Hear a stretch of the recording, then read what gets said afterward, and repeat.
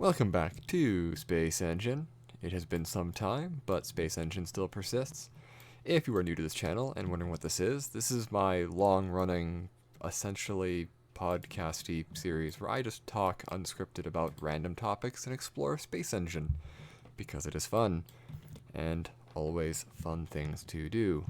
First off, we are going to go to a galaxy. I did copy it. Apparently it's not letting me paste it. 1 second. There we go. I just had to quickly grab it. I can actually do that more. I can do more cuts like that because the program I'm using now is actually, not bad. Anyways, apparently this is a trinary galactic group up, and that sounds like a lot of fun. It's galaxies close to, yeah, there's 3 of them that should be close together. I suspect it's these ones. I am unsure about it though. Well, I mean they're kind of close. Maybe it's different, I'm not sure. But let's hang out here because why not? Alright, a lot of blue stars. I'm actually just printing off a bunch of stuff. I've gotten a number of orders this last week from my shop, so I have to print them all off and do them. I really should have some printed out on standby just for these kind of occasions, but one with life. I tend to print to order, so it happens. Boom. All right. Where's the planet with life? Oh, it's gonna be a moon. So it's subglacial. Oh, it's terrestrial. Let's go. Most of the life here is subglacial, which is probably realistic. I think most life in the galaxy is probably subglacial and ice shell moons, like Europa and Enceladus, Callisto, Triton, Titan. You're probably gonna get a lot of cold moon, or a lot of microbial life living under the ice of such worlds. But this is terrestrial, so it's on the surface. Temperature 53 degrees Celsius. Kind of like today. Nah, it was 32 degrees Celsius today, which wasn't nice. Atmospheric pressure, it's 4 times as thick as Earth. That's interesting. Gravity is very low gravity. So we have a low gravity, high pressure planet, or moon of a planet. Interesting. With terrestrial life. Oh, and we've crashed on said planet. Moon. Same thing. It's an object in space that is round. Whatever. It's not very massive, it's very thin. Interesting world, indeed.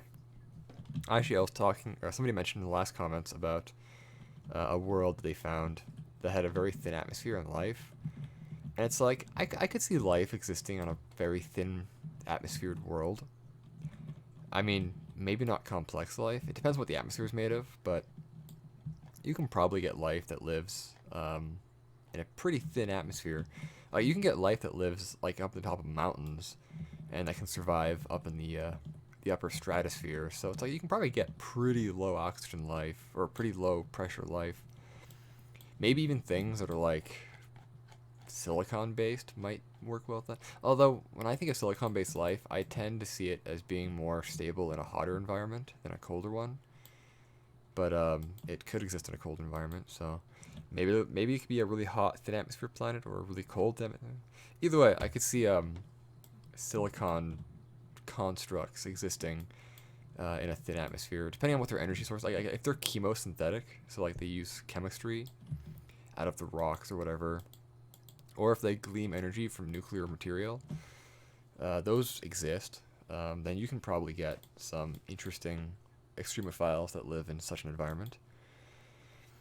I actually kind of I like the idea of chemosynthetic bacteria, because that's probably the most common thing we're gonna find. Because photosynthetic is probably the most common. I think it's the most common energy source on Earth, because a lot of microbes use it. I mean, maybe in terms of biomass, I should say, photosynthesis is probably the most common. Because if you count all the plants, all the microbes that use it, it's very common. But animal life doesn't really use it that much. Although we do, like humans and mushrooms, strangely enough, produce chemicals in our skin using UV light, like vitamin D. It still weirds me out that mushrooms do that. It's like mushrooms produce, I think it's vitamin D in their skin from sunlight. It's like, I don't like that. It makes me uncomfortable, and I don't know why. I'm not a huge mushroom. It's funny. I don't like eating mushrooms. I find them gross. I was a kid. I never liked them. Growing up, I still don't like them. They taste gross to me. But as a creature, I think they're fascinating. I love them. Like I love when mushrooms grow in my garden out front. Oh, I missed a planet there. I love when mushrooms grow in my backyard. Anywhere. Like I love mushrooms. They're really really cool. But the fact that their skin behaves like ours is concerning. I don't know why. It just is. What else is going on here? Oh yeah, somebody was talking about how they tried to do reimaginings of Star Trek life.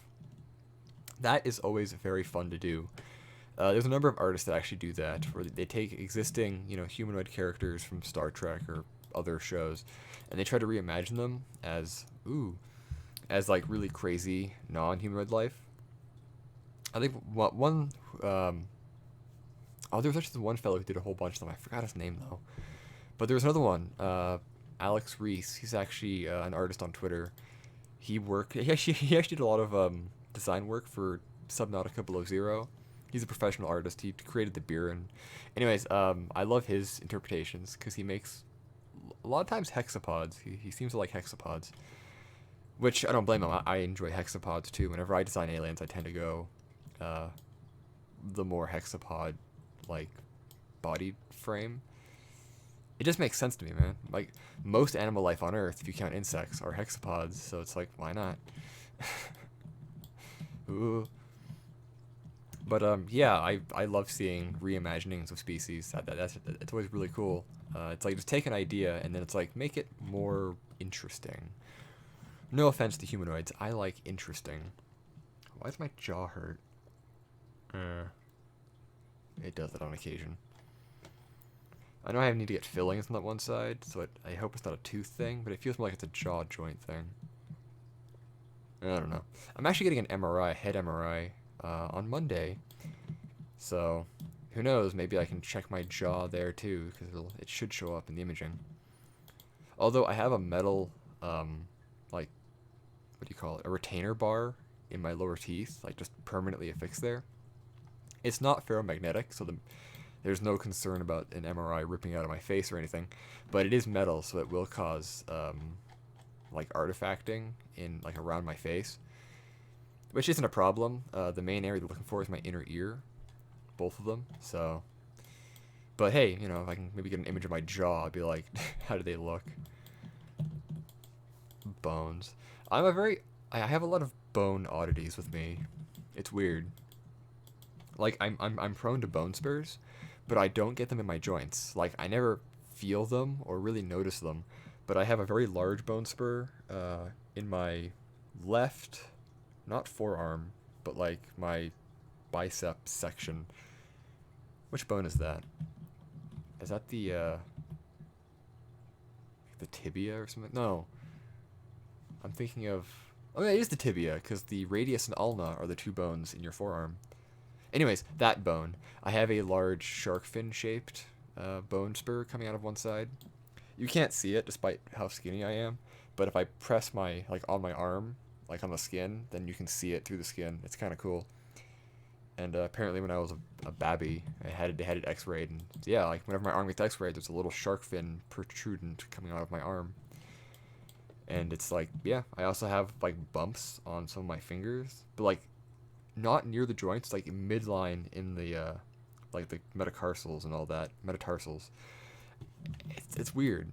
And on my skull I have a couple too. It's like I'm prone to bone spurs, but they never grow or do anything. It's like I just was born with a bunch of really weird anatomical interests, interesting anatomical things. It was funny. I was telling my friends that, where I mentioned it. They kind of laughed and went, "God damn, he's a mutant." It's like, yeah, I kind of am. It's weird. Ooh, more subglacial. I see a lot of subglacial. Anatomy and physiology is just interesting. I've I tend to read medical books and watch medical videos when I'm bored. I remember one time when I was like, what, 14, 15, I was at my dad's, and I was just bored, had nothing to do. So I would just watch like surgical videos, and I was watching this one series I found. I forget which university it was, but it was like just a resource series. But it was a full human cadaver dissection, starting from like, the foot, and then like each video was a different part, and it was so cool. I was sitting there just watching it and creeping my dad out and other people, and it's like, what? It's interesting. But apparently that made me weird. I just like physiology and anatomy, which is actually kind of funny that that's been a running thing because I've been working on my bachelor's, like picking away at it slowly. And my original plan is to get my bachelor's degree and then get a master's degree, probably in microbiology, and then a PhD in astrobiology because I wanted to do, aliens and all that. But this last like year and a half, I've been thinking that I might actually do 2 or 3 years of like bachelor work and then apply to med school and become a doctor. And it's one of those things where it's like when I started thinking about it, it's like it makes a lot of sense. It's like I've had a lot of interest and stuff over the years and a lot of plans, but medical has always been one that's like consistently been there. Like I still have other projects and stuff. Like I'm actually strangely enough, I'm well established enough in the aerospace community, like locally and also astronomy, that I can continue to do work in aerospace and radio astronomy and even some astrobiology work once my balloons start flying again.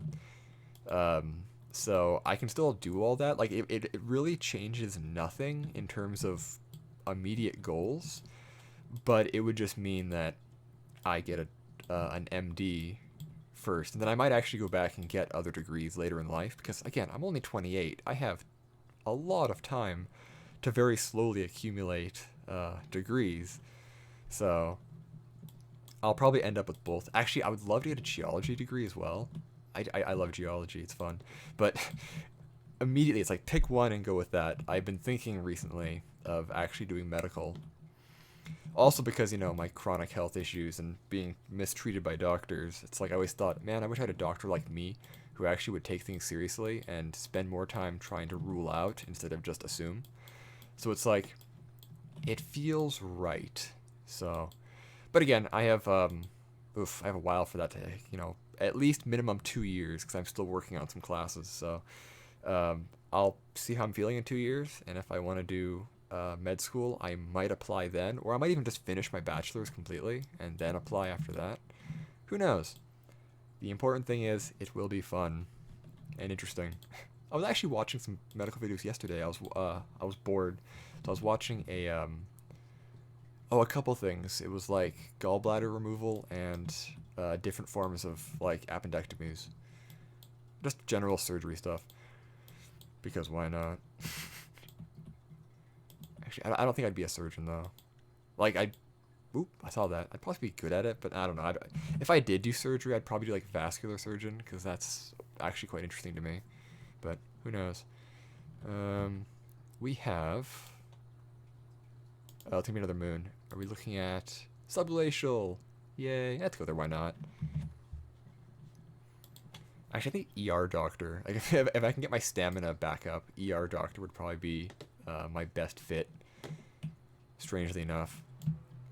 Or like diagnostician. I don't even know if that's actually a thing, but that's something I would enjoy doing. Hell, even general practitioner would be fine. Again, I have no idea. I can wait. I was actually 2 years ago. Actually, no, not 2 years. When was this? 3?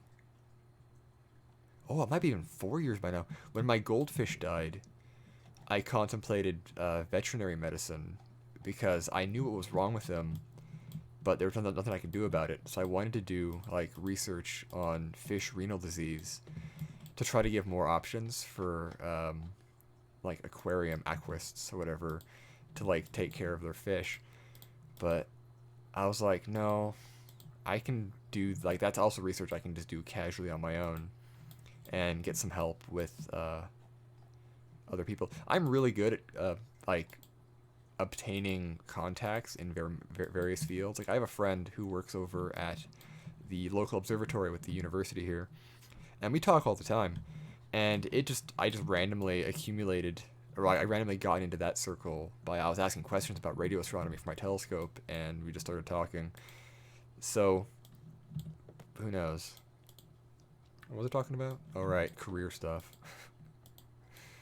But what is new in the enough about me? What is new in the world of science? Clearly, James Webb Space Telescope. We got some of its first images, and I love them.